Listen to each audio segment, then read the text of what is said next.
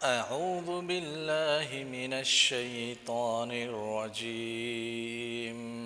بسم الله الرحمن الرحيم وإذا ما أنزلت سورة فمنهم من يقول أيكم زادته هذه إيمانا فأما الذين آمنوا فزادتهم إيمانا وهم يستبشرون وأما الذين في قلوبهم مرض فزادتهم رجسا إلى رجسهم وماتوا وهم كافرون أولا يرون أنهم يفتنون في كل عام مرة أو مرتين ثم لا يتوبون ولا هم يذكرون وإذا ما أنزلت سورة نظر بعضهم إلى بعض هل يراكم من أحد ثم انصرفوا صرف الله قلوبهم بأنهم قوم لا يفقهون۔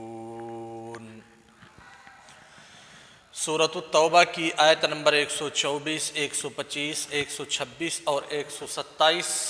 آپ کے سامنے تلاوت کی گئی، اور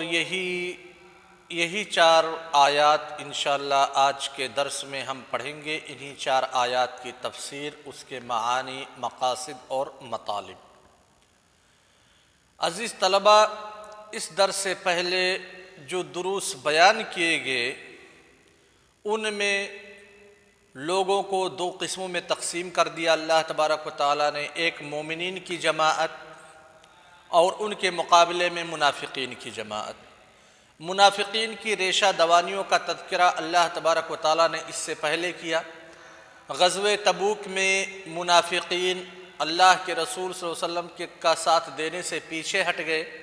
اور ان لوگوں نے مختلف حیلے اور بہانے پیش کر کے اللہ کے رسول صلی اللہ علیہ وسلم سے معافی نامہ حاصل کر لیا۔ ساتھ ہی ساتھ منافقین کی جماعت نے، اوس و خزرج کے 12 لوگوں نے مل کر کے ان لوگوں کا ساتھ دیا جو لوگ مدینہ پر حملہ کرنا چاہتے تھے، مسلمانوں کا خاتمہ چاہتے تھے۔ ابو عامر الراہب کے کہنے پہ ان لوگوں نے مسجد ضرار بنائی تاکہ ابو عامر الراہب کا یہ معسکر ہو جائے۔ اللہ تبارک و تعالیٰ نے ان کی فضیحتوں کو بیان کیا۔ ان آیات میں بھی جو آپ کے سامنے پڑھی گئی ہیں، ان کی مزید فضیحتیں اللہ تبارک و تعالیٰ بیان کر رہا ہے کہ ان کے جرائم، یعنی منافقین کے جرائم ایک سے بڑھ کر کے ایک ہیں۔ قرآن کریم کی یہ تکذیب کرتے ہیں، قرآن کریم سے استہزاء کرتے ہیں، قرآن کریم کا مذاق اڑاتے ہیں، حالانکہ قرآن کریم کی حقیقت ان کے مذاق سے کہیں بڑھ چڑھ کر کے ہے۔ اللہ تبارک و تعالیٰ نے انہی منافقین کا تذکرہ کیا، اور قرآن کریم کے تئیں منافقین کا جو رد عمل ہے، علناً اور باطناً، ظاہراً اور باطناً، اس رد عمل کا تذکرہ کیا ہے۔ لہذا فرماتے ہیں وَإِذَا مَا أُنزِلَتْ سورہ یعنی قرآن کریم کا کوئی جز جس کا اطلاق علی الاقل 3 آیات پہ ہوتا ہے، جیسا کہ ہمارے علماء علوم القرآن کہتے ہیں۔ وَإِذَا مَا أُنزِلَتْ سورہ، جب بھی کوئی سورت نازل کی جاتی ہے، یعنی قرآن کریم کا کوئی جز نازل کیا جاتا ہے نبی صلی اللہ علیہ وسلم پر، فَمِنْهُمْ مَنْ يَقُولُ أَيُّكُمْ زَادَتْهُ هَذِهِ إِيمَانًا، فَمِنْهُمْ یعنی منافقین میں سے، ہم ضمیر کا جو مرجع ہے وہ منافقین ہیں، فَمِنَ الْمُنَافِقِينَ یعنی منافقین میں سے بعض منافق کہتے ہیں استہزاءً مذاقاً، ایکم زادتہ ہذہ ایمانا، کہ ذرا تم لوگ اپنے ایمان کا جائزہ لو، یعنی منافقین کی جماعت ہے، انہی منافقین کی جماعت میں سے ایک منافق اٹھ کر کے کھڑا ہوتا ہے، اور قرآن کی جب صورتیں نازل کی جاتی ہیں، آیات نازل کی جاتی ہے، تو وہ منافق اپنے ہم گروہوں سے مخاطب ہوتا ہے اور قرآن کا مذاق اڑاتے ہوئے کہتا ہے ایکم زادتہ ہذہ ایمانا، زادت میں جو ضمیر ہے ہیا کی وہ لوٹ رہی ہے سورت کی طرف، ہذہ یہ بھی اشارہ جو ہے وہ سورت ہے، زادتہ ہذہ ایمانا، ایکم تم میں سے کون ہے جس کے ایمان اور تصدیق کی زیادتی ہوئی ہو اس سورت کے نزول کے بعد۔ یعنی جیسے اللہ تبارک و تعالیٰ نے قرآن کی حقیقت کو بیان کیا کہ جو لوگ مومنین ہیں ان کے ایمان میں جب قرآن کریم کا نزول ہوتا ہے تو زیادتی ہوتی ہے، ان کا ایمان قوی اور مضبوط سے مضبوط ترین ہوتا جاتا ہے، تو وہی استہزاء اور مذاق کے طور پہ کہتے ہیں کہ دیکھو فلاں سورت تو نازل ہوئی، ذرا تم لوگ اپنے اپنے ایمان کو ٹٹولو، جائزہ لو، دیکھو کہ کس کے ایمان میں زیادتی ہوئی، کس کا ایمان زیادہ قوی اور راسخ ہوا۔ اللہ تبارک و تعالیٰ کہتے ہیں کہ تم لوگ جو استہزاء کر رہے ہو استہزاء کرو، ہم نے تمہاری قباحتوں کو، تمہارے شنی اعمال کو نبی کریم صلی اللہ علیہ وسلم کو بتلا دیا اور مسلمانوں کو بتلا دیا کہ تمہارا رویہ قرآن کریم کے تئیں صرف اور صرف استہزاء ہے، مذاق ہے، حالانکہ قرآن کریم کی حقیقت کیا ہے؟ فَأَمَّا الَّذِينَ آمَنُوا، جو لوگ حقیقت میں ایمان لائے ہیں، جن کے اندر نفاق موجود نہیں ہے، فَزَادَتْهُمْ ایمانا، تو قرآن کی ہر ایک آیت، قرآن کی ہر ایک سورت ان کے ایمان کے اندر زیادتی پیدا کرتی ہے، ان کے ایمان کو قوی سے قوی ترین بناتی ہے، ان کے ایمان کو ان کے دلوں کے اندر مزید راسخ کرتی ہے، چاہے وہ قرآن کی ایک آیت ہو یا قرآن کی ایک سورت ہو۔ وَهُمْ يَسْتَبْشِرُونَ، یہ جملہ حالیہ ہے کہ وہ لوگ بشارت کا مطالبہ بھی کرتے ہیں، یعنی خوش بھی ہوتے ہیں، تمہاری طرح سے غمگین نہیں ہوتے، بلکہ جو مومنین ہیں وہ خوشی کی حالت میں ہوتے ہیں، اور قرآن کریم کی آیات یا سورت ان کے دلوں کے اندر ایمان کو مزید پختہ کرتی ہے اور مضبوط بناتی ہے۔ وَأَمَّا الَّذِينَ فِي قُلُوبِهِمْ مَرَضٌ، قبل اس کے کی آیت کی طرف منتقل ہوں، جو ابھی آیت نمبر 124 ہے، وَإِذَا مَا أُنزِلَتْ سُورَةٌ فَمِنْهُمْ مَنْ يَقُولُ أَيُّكُمْ زَادَتْهُ هَذِهِ إِيمَانًا فَأَمَّا الَّذِينَ آمَنُوا فَزَادَتْهُمْ إِيمَانًا، جو لوگ مومنین ہیں ان کے ایمان میں زیادتی ہوتی ہے، ان کا ایمان قوی سے قوی ترین ہوتا ہے۔ یہ آیت واضح طور پہ اہل سنت والجماعت کے لیے دلیل ہے جو کہتے ہیں کہ ایمان میں کمی اور زیادتی ہوتی رہتی ہے، اعمال صالحہ سے ایمان میں زیادتی ہوتی ہے اور اعمال سیئہ سے ایمان میں کمی آتی ہے۔ مرجئۃ الفقہاء امام ابو حنیفہ رحمہ اللہ یا امام ابو حنیفہ رحمہ اللہ کے جو تابعین ہیں، اتباع ہیں، ان لوگوں کا جو قول ہے ایمان کے باب میں کہ ایمان کم اور زیادہ نہیں ہوتا، ان کے قول کی اس آیت میں تردید ہے، کیونکہ اللہ تبارک و تعالیٰ ارشاد فرماتے ہیں کہ جب بھی قرآن کی کوئی سورت نازل ہوتی ہے تو مومنین کے ایمان میں زیادتی ہوتی ہے، ایمان ان کا پختہ ہوتا ہے۔ وَأَمَّا الَّذِينَ فِي قُلُوبِهِمْ مَرَضٌ، یہ تو مومنین کی بات ہو گئی کہ جب قرآن سورت کا نزول ہوتا ہے، قرآن آیات کا نزول ہوتا ہے تو ان کے ایمان میں زیادتی ہوتی ہے، قرآن آیت اور سورت کے نازل ہونے سے مومنین خوش ہوتے ہیں۔ لیکن اس کے بالمقابل جن کے دل میں بیماری ہے، جن کے دل میں بیماری ہے، چاہے وہ کفر کی بیماری ہو یا نفاق کی بیماری ہو، فَزَادَتْهُمْ رِجْسًا إِلَىٰ رِجْسٍ، تو قرآن کریم کا نزول ان کو مزید گندا کر دیتا ہے، مزید ان کو ناپاک کر دیتا ہے، یعنی وہ اپنے کفر میں 2 قدم آگے بڑھ جاتے ہیں، ان کے دلوں میں نفاق سخت ہو جاتا ہے، تو یہ قرآن کریم کی خاصیت ہے۔ اسی کا تذکرہ اللہ تبارک و تعالیٰ نے دوسری جگہ پہ کیا ہے، یضل بہ کثیرا ویہدی بہ کثیرا۔ قرآن کریم لوگوں کے لیے گمراہی کا سبب بھی ہے اور قرآن کریم ہدایت کا سبب بھی ہے۔ جو لوگ ہدایت کے طلبگار ہیں ان کے لیے ہدایت ہے۔ الف لام میم ذالک الکتاب لا ریب فیہ ھدی للمتقین، متقین کے لیے ہدایت ہے کیونکہ وہ ہدایت کے طلبگار ہیں۔ اور جو لوگ ہدایت کے طلبگار نہیں ہیں، قرآن کریم کا جب نزول ہوتا ہے تو عناد، سرکشی اور دشمنی کی وجہ سے ان کے دل مزید سخت ہو جاتے ہیں۔ فزادتہم رجسا الی رجسہم،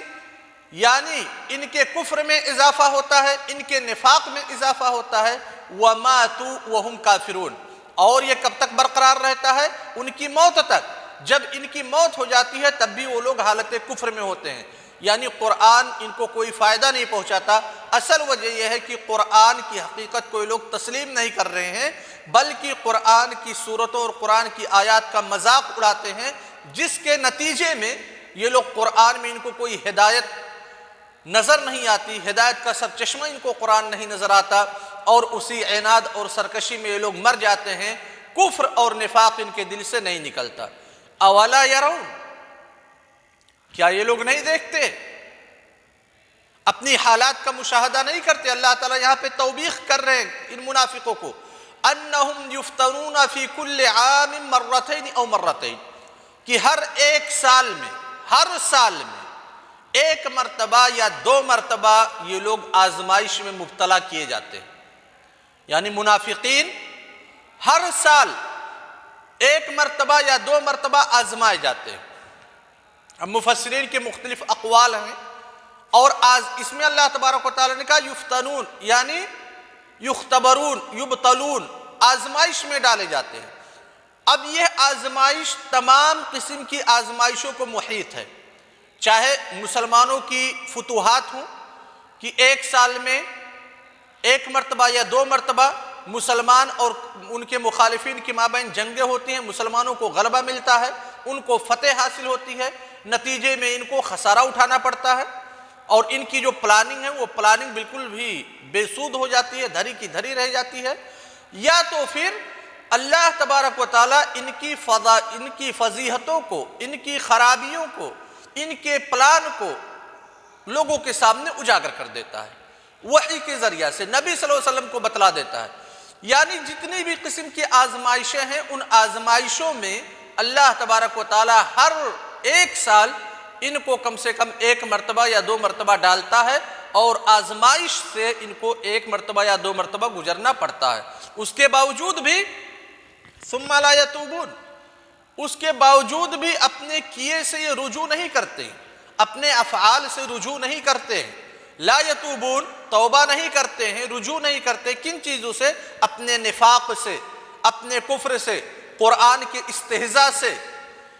وَلَا هُمْ يَذَّكَّرُونَ، اور نہ ہی یہ لوگ عبرت حاصل کرتے ہیں، نہ ہی یہ لوگ نصیحت حاصل کرتے ہیں۔ ہونا یہ چاہیے کہ جب کوئی انسان آزمائش میں ڈالا گیا، ایک مرتبہ اس کے سامنے کوئی معاملہ آیا جس میں آزمایا جا رہا ہے، تو دوسری مرتبہ اس آزمائش میں پڑھنے سے وہ گریز کرے گا، ہر ممکن کوشش کرے گا کہ وہ فتنے میں نہ مبتلا ہو، آزمائش میں نہ مبتلا ہو۔ لیکن ان لوگوں کی حالت کیا ہے؟ ہر سال ایک مرتبہ یا دو مرتبہ یہ لوگ آزمائش میں ڈالے جاتے ہیں۔ ان کے فتنہ پروری کا اظہار اللہ تبارک و تعالیٰ نبی صلی اللہ علیہ وسلم کے سامنے، مسلمانوں کے سامنے کرتا ہے۔ ان کو ذلت و رسوائی اٹھانی پڑتی ہے، لیکن اس کے باوجود بھی اپنی پرانی ذلت و رسوائی سے لوگ عبرت حاصل نہیں کرتے۔ وَإِذَا مَا أُنزِلَتْ سورہ، جب کسی سورت کا نزول ہوتا ہے، نَظَرَ بَعْضُهُمْ إِلَى بَعْضٍ، جب کسی سورت کا نزول ہوتا ہے اور اس سورت میں ان منافقین کی فضائح کا بیان ہوتا ہے، ان کی خرابیوں اور ان کی بداعمالیوں کا تذکرہ ہوتا ہے، تو یہ لوگ کیا کرتے ہیں؟ نظر بعضهم الی بعض، ایک دوسرے کی طرف دیکھتے ہیں، هل یراکم من احد، کہ اب اس مجلس سے ہم لوگ راہ فرار اختیار کر لیں، دیکھتے ہیں کہ کوئی دیکھ رہا ہے ہم کو کہ نہیں پوری مجلس میں۔ اگر کوئی دیکھ رہا ہے تب تو بیٹھ جاتے ہیں چپ چاپ، اپنی فضیحتوں کو، اپنے اعمال قبیحہ کو قرآن کی آیات کے ذریعہ سے سنتے ہیں اور دل میں غصہ ہوتے ہیں، لیکن اگر کوئی نہیں دیکھ رہا ہے تو نظریں چرا کر کے مجلس سے اٹھ جاتے ہیں، مجلس چھوڑ کر کے بھاگ لیتے ہیں۔ ثم انصرفوا هل يراكم من احد، دیکھا کہ کوئی نہیں دیکھ رہا ہے، لہذا اب ان آیات کو یہ لوگ نہیں سنیں گے جن آیات میں ان کی فضیحتیں بیان کی جا رہی ہیں، جن آیات میں ان کی بدعمالیوں کا تذکرہ کیا جا رہا ہے، ان آیات کو نہیں سنتے ہیں، دیکھتے ہیں اگر کوئی ہم کو نہیں دیکھ رہا ہے تو پھر اٹھ کر مجلس سے چلے جاتے ہیں، مجلس سے پھر جاتے ہیں۔ صرف اللہ قلوبہم، در حقیقت یہ مجلس سے اٹھ کر کے نہیں جاتے ہیں، مجلس سے اپنا منہ نہیں پھیرتے ہیں، اللہ تعالیٰ نے ان کے دل کو پھیر دیا ہے، اللہ تعالیٰ نے ان کے دل کو اسلام سے، ایمان سے، قرآن سے، اسلام کی روشنی سے، نبی صلی اللہ علیہ وسلم کی محبت سے، مسلمانوں کی محبت سے پھیر دیا ہے، کفر کی طرف، نفاق کی طرف، ظلمت کی طرف، تاریکی کی طرف، مسلمانوں سے عداوت کی طرف، نبی صلی اللہ علیہ وسلم سے عداوت کی طرف، اور یہ اللہ تعالیٰ نے ان کو جزا دیا ہے، ان کو بدلہ دیا ہے انہی کے اعمال کے جنس سے۔ اللہ تبارک و تعالیٰ کہتے ہیں کیوں اللہ تعالیٰ نے ان کے دل کو پھیر دیا؟ بِأَنَّهُمْ قَوْمٌ لَا يَفْقَهُونَ، کہ یہ جاہل لوگ ہیں جو معاملات کی باریک بینی کو سمجھتے نہیں۔ الفقہ کہا جاتا ہے، فقہ مطلب فہم کو، لا یفقہون ای لا یفہمون، نہیں سمجھتے ہیں، لیکن فقہ کا لغوی معنی ہوتا ہے کسی باریک چیز کو سمجھنا۔ الفقہ الدقیق، باریک چیز کے سمجھنے کا نام فقہ ہے۔ لہذا جو معاملات کی باریک بینی ہے، یہ لوگ معاملات کی باریک بینی کو نہیں سمجھتے، اور نتیجتاً اللہ تعالیٰ نے ان کے جہالت کی وجہ سے ان کے دلوں کو اسلام سے پھیر دیا، نبی کریم صلی اللہ علیہ وسلم سے پھیر دیا، مسلمانوں سے پھیر دیا، قرآن کی آیات سے پھیر دیا، کفر کی طرف، شرک کی طرف، ظلمت کی طرف، عداوت کی طرف۔ لہذا یہ لوگ معاملات کی باریک بینی کو نہیں سمجھ رہے ہیں۔ اب اس کے بعد اگلے درس میں جو آیات پڑھائی جائیں گی انشاءاللہ وہ ہے آیت نمبر 128 اور 129۔ لَقَدْ جَاءَكُمْ رَسُولٌ مِّنْ أَنفُسِكُمْ عَزِيزٌ عَلَيْهِ مَا عَنِتُّمْ حَرِيصٌ عَلَيْكُمْ بِالْمُؤْمِنِينَ رَءُوفٌ رَحِيمٌ۔ ان آیات کا دراسہ ہوگا، اگر کوئی اشکال ہے تو پوچھ سکتے ہیں، اور قبل اس کے کہ درس کو ختم کرے جو اہم پوائنٹ ہے اس درس کے اس کو نکات کی شکل میں لے لیتے ہیں۔ سب سے پہلے ایمان کم اور زیادہ ہوتا ہے، جیسا کہ مذہب سلف اور مذہب خلف میں سے جمہور اہل علم کا قول ہے۔ لہذا قرآن کے نزول سے، اعمال صالحہ سے ایمان کے اندر، مومنین کے ایمان کے اندر زیادتی ہوتی ہے۔ دوسرا پوائنٹ کہ کفر ایک دوسرے سے جب ملتا ہے تو پھر اس کفر میں مزید سختی آ جاتی ہے، جیسے ایمان کی زیادتی ہوتی ہے ویسے کفر میں بھی زیادتی ہوتی ہے، معصیت میں بھی زیادتی ہوتی ہے۔ وہ منافقین جو قرآن کریم کی آیات کا مذاق اڑاتے ہیں، آیات کا استہزاء کرتے ہیں، اگر ان لوگوں نے توبہ نہیں کیا تو اللہ تبارک و تعالیٰ نے فیصلہ کیا ہے کہ ان کا انتقال، ان کی موت حالت کفر میں ہوگی، جو اس بات پہ دلالت کرتی ہے کہ ان کا کفر ہمیشہ ہمیشہ کے لیے باقی رہے گا۔